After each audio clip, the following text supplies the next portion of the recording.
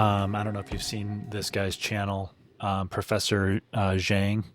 Zhang. So he has a video called "Consumerism is the Perfection of Slavery," and he's a professor and he records his lectures, and he talks about how after World War II, we were a worker-centric society. Everything revolved around the worker, unions, all this stuff. And then in the 80s, quote unquote, they decided to shift everything to being a consumer-centric society. And I feel like that has shades of what you're talking about, which is how do we You're creating artificial demand. Right. Yeah. How do we manufacture problems that can be solved with products that people will feel that they absolutely have to consume? And part of what I was talking about earlier, wanting to acquire something because I covet its beauty and I think I can own something that this person, there could be an argument like, yep, we thought of that too. And we influenced you to feel that way in order to I feel like this narrative I tell myself is, well, you're an exception to the normal forces of driving consumerism because you're not acquiring it because you have some problem to solve. Although you could argue just like an emotional problem exists where I don't own enough beautiful objects and I need to have more of them. But that, and that's where in pre-show I had the little conspiracy theory where you're like, hey, they took Looney Tunes off of HBO Max. So, it's not there. And I said, well, what if they are doing that on purpose to create a problem? And then all these influencers talk about how this stuff isn't available on streaming. You need to own your media, driving up the investment in physical media, even if it's, buying used physical media, because the Hollywood system and the studios and the corporations that own them want to go back to the glory days of DVD sales when billions of dollars were coming in. I'm like, I just don't think that these people are long-term focused enough to do anything that's that like, it's just, I think the world it's completely made up of just a ton of non-correlated complex systems. Yeah. And all we do as humans is we try to make correlations out of these things that aren't correlated. Yeah. And it's like the biggest thing we try to do. And I do think there's planning that happens sometimes. Yeah. I don't really feel like that's my biggest thing. We talked about like how people have this defeatist attitude about certain things. They're like, well, there's this, these people that are manipulating everything I do and say. And it's like, part of that comes down to you. And it's like, you vote with your dollar. You hear that a lot. We talked about that. It's like you vote with your dollar, you vote with your attention. It's like, well, you're complaining about how TikTok is like ruining people's, like your life, or Twitter is like ruining your life, or social media, but you're on your phone all the time. Like that's your choice. Yeah. That's up to you. And you're like, oh, well, if I get off of it like, for work or for this, it's like, I can't. It's like, that is your choice. Yeah. And I'm sorry. Like, and I get it. Like the technology is meant to exploit people and meant to hurt you, and like, or designed to capture the most attention so you can get shareholder returns. And like, I'm not going to sit here and argue that that's a good thing. Yeah. But it's your decision to put your time and energy and attention there. And at the end of the day, like, you've got to accept that responsibility or not. But if you don't, like, you're not going to change anything, because you're not thinking on if there is a difference between us and they, or like the people that, you would cabal theory. Yeah. And I typically don't believe in that. I think it's just like a lot of complex systems and there's just complexity. And I don't think there's ever like, you do get like your Edward Bernays types or what, who are like, I'm going to make a decision that's going to profoundly influence how things are done in this field. Yep. But the difference is there's a bit more belief, and like, if I do something, it'll change this output. Yeah. And I think that's the key. And it's like, as a consumer, you can have that same mindset. Like, if I don't buy this shit, they'll stop making this shit. Like, if there's no market for something, there's not going to be a market for it. Yeah. Like, you see it, all these like new sodas, because people were like, oh, soda is actually full of shit. Yeah. Like traditional soda. And so they're like, oh, well, we need like newer sodas that's not as full of shit.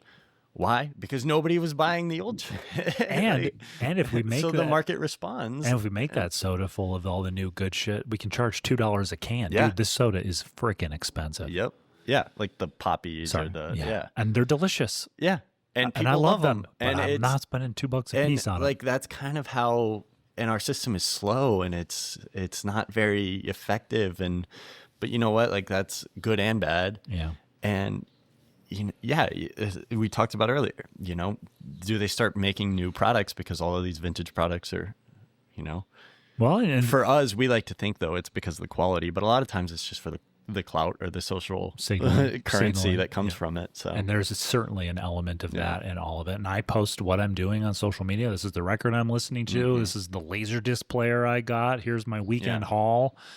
And that's the yucky consumerism part that gets a hold of me. It's not, it's buying it. This is like, oh, I covet this beautiful object. Well, then just keep it to yourself. Well, some of them I got to share. First thing I want to do on this podcast, tell everybody the Leica story.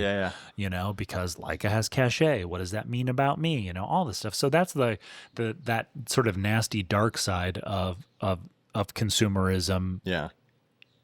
In me telling my story of thinking that I'm buying it to covet the beauty, there is a dark side of it, which is what it signals, the story I get to tell.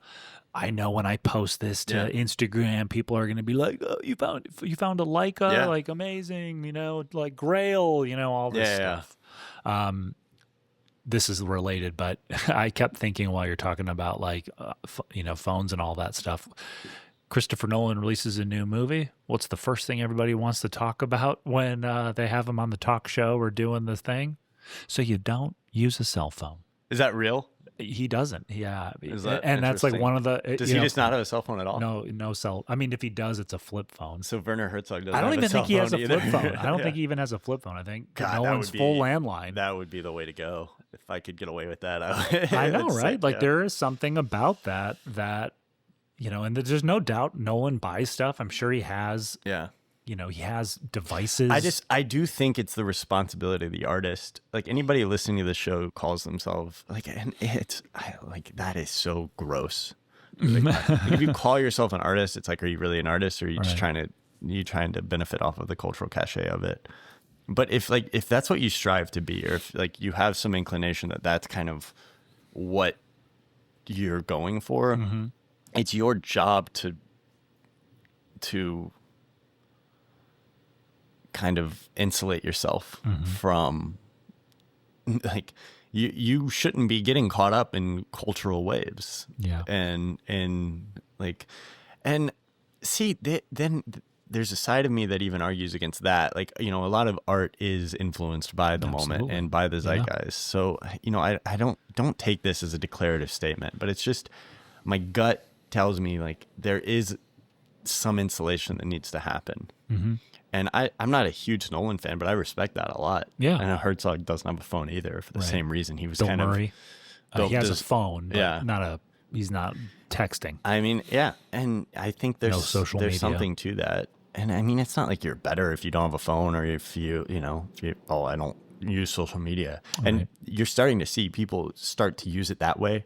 Like, I don't use social media. Right. I don't. It's like you're just falling into the same trap. Like that's gross. You're wanting to signal. You're signaling off. Yeah, you're hijacking this thing that's happening because you see the opportunity, even if it's not the sole reason, but you see an opportunity to signal. To culture. To community. Is it probably better that you're not?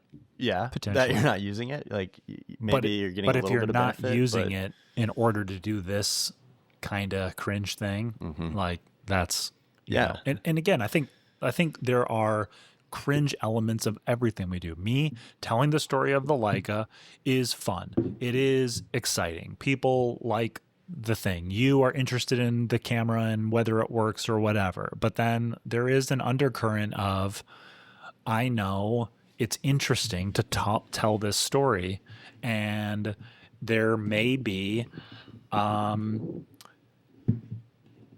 meaning that people have about something like this that they ascribe to me and what it means to me, and it gives me a more favorable disposition, all this stuff, and even if you don't consciously dissect all that before you make a decision to share something.